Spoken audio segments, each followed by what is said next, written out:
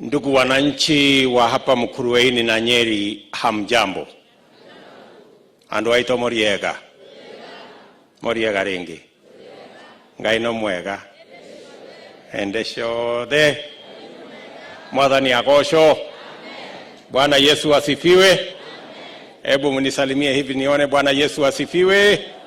Asanteni sana. Nataka tuelewe ya kwamba ile bidii mzee huyu alifanya kwa ekari moja mpaka akasomesha hawa watoto wote, mpaka leo tuko na speaker na tuko na wafanyikazi wengine wengi. It is the same commitment we must have to be able to grow and develop our nation. Kila mmoja wetu lazima achangie mahali pake ndio tuweze kupeleka Kenya mbele. Mimi nawaambia hivyo kwa sababu majukumu haya mlimpatia rais na mkasema mimi ndio mtu ya kusaidia rais. Hata ingawaje tulitembelewa na wageni wengine wakakuja wakatusumbua na wakakuja wakabadilisha ile mpango tulikuwa naye. Tulikuwa tumepanga mambo ya Big Four. Sinyi mnajua? Wakati tulienda kwa uchaguzi 2017 tuliwaambia sasa tumeweka foundation. Tumejenga reli, tumejenga barabara, tumeunganisha stima, tumejenga TTI. Ile kazi imebaki ya muhimu sasa ni nafasi ya ajira ya vijana wa Mukurweini, Nyeri na Kenya. Nafasi iliyobaki sasa ni kushughulikia wakulima ili tuondoe cartel, tuondoe monopolies, tufukuze mabroka, ndio wakulima wa kahawa, chai, maziwa waweze kufika kwa soko na wapate bei ya sawasawa. Na tukasema vile vile katika hiyo harakati watu wengi wanaangaishwa na gharama ya hospitali.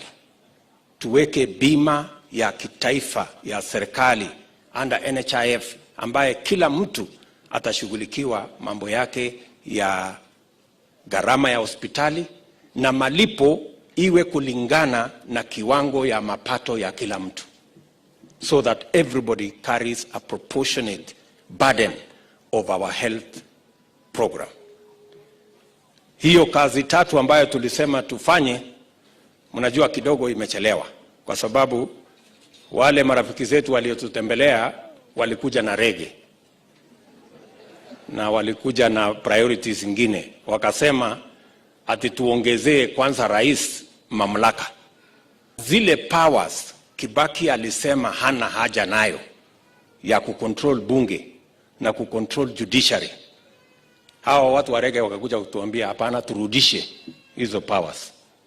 Zile Kibaki alikataa. Tukawaambia hapana. We don't want a president who is a god. We want a president who works for people and a servant of the people. We do not want a king. We want a president who works for the people of Kenya. And therefore there is absolutely no reason why anybody anataka kutusukumia ati turudi rais ule wa zamani alikuwa anaabudiwa. Hapana, tunaabudu Mungu peke yake. Binadamu hawa wengine watufanyie kazi. Ama namna gani watu Nyeri? Mnataka rais mwenye mtaenda kumwabudu? Si mnataka rais mwenye anafanya kazi? Sasa mamlaka ile kwa saa hii kwa rais inatosha. Hakuna haja ya kuongezea rais mamlaka ingine. Hiyo iko hapo inatosha. Wacha ingine ibaki kwa judiciary. Ndio tukipata wazimu judiciary watusaidie. Wacha ingine ibaki kwa bunge ndio wawezi wakiweko waende watafute wafanyiwe oversight. Sijui kama tunaelewana. Tuko pamoja? So ndio ukaona na Mungu alitusaidia. Nyinyi mnajua hata ingawaje wanalalamika mwenye kusimamisha BBI si ni kotini. Ni Mungu tu alitumia hiyo kotini. Kwa sababu hao watu wangetuangaisha. Lakini kuna Mungu mbinguni. So mambo imeenda mzuri. Ndio mnaona hata sasa ile project tungeanza ya Big Four saa hii ndio tunajaribu kufufua.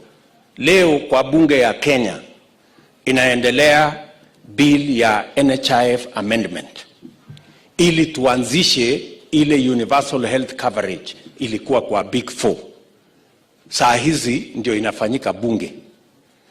Kazi ambayo ingefanyika 4 years ago 2018 ndio tunafanya saa hii. kwa sababu hapa katikati tulikuwa busy na rege na hii ingine hii ambayo imetusumbua, lakini mwisho sasa imeishia mahali inaitwa null and void, na miaka 4 imeisha. Unaona ile hasara tumepata? Hawa watu ya kitendawili wametuletea hasara mingi sana, lakini sawa tu. Yale tulikubaliana na watu wa Kenya, maneno ya Big Four, ndio tumeipanga vizuri. Sasa imekuwa bottom up, na hiyo bottom up ndio tulikuwa tufanye from 2018, kwa sababu tunataka kuanza kwa kutatua nafasi ya vijana kupata ajira kwanza. Kuna vijana ukienda kila boma hapa Mukurweini na Nyeri na Kenya, kila boma kuna watoto 4 watatu wamemaliza shule, wako na certificate, wako na diploma, wengine wako na degree, lakini hawana ajira. Ni kweli ama si kweli? Ndio hawa watoto wetu wanahangaika, wanatafuta njia iko wapi. Hiyo ni jukumu ya serikali.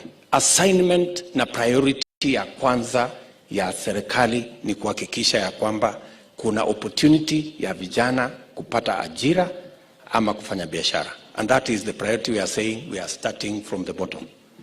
Na wale wote wanaofanya biashara tuwasaidie, tuwapatie mazingira sawa, tutengeneze sheria ambayo inalinda biashara ya kila mtu, na tuweke financial instruments ambayo inaweza kusaidia kila mfanyabiashara biashara yake inuke. Na vile vile lazima tushughulikie wakulima.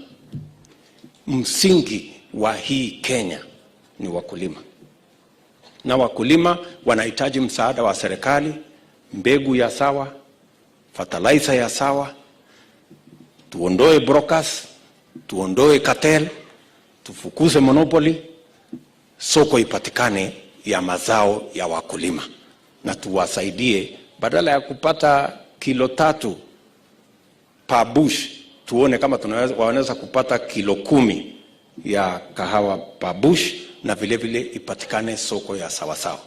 That is our agenda. It is a reality that we can live with in our lifetime. So sitaki kusema kuzidi hapo. Katika Kenya hii ni Kenya iko na demokrasia na uhuru. Kila mtu afanye mkutano mahali inamtosha. Ile kitu mimi nataka tu niulize sisi wote ni kwamba tukifanya mkutano na wale wenye mali ili serikali ichunge mali yao, hiyo ni kitu mzuri.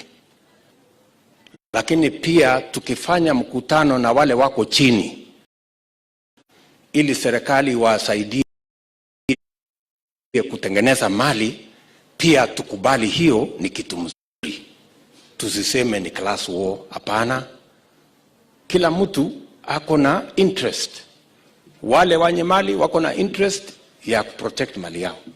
Wale wako chini wako na interest pia ya kupangiwa vile watafanya biashara, vile watapata kazi, ndio pia wakuwe na mali. That is their interest.